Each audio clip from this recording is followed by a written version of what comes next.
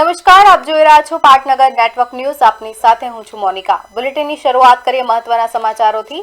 વેકેશનની રજાઓમાં Asiatic સિંહોના દર્શન કરવા માટે હજારોની સંખ્યામાં પ્રવાસીઓ સાસણ ગીર ઉમટી પડ્યા છે. જોકે સાસણમાં પ્રવેશવાનો એક તરફનો રસ્તો છેલ્લા 10 દિવસથી બંધ હોવાના કારણે અહીં ટ્રાફિકની વિકટ સમસ્યા સર્જાઈ છે. સાસણના માર્ગો પર 5 કિલોમીટર સુધી વાહનોની લાંબી લાઈનો લાગી છે, જેના કારણે પ્રવાસીઓ કલાકો સુધી અટવાયા છે. રસ્તો વન વે કરી દેવાતા અને વાહન ચલાવવા મુદ્દે પ્રવાસીઓ અને સ્થાનિક ગ્રામજનો વચ્ચે ઘર્ષણ અને માથાકૂટના દ્રશ્યો પણ સામે આવ્યા છે.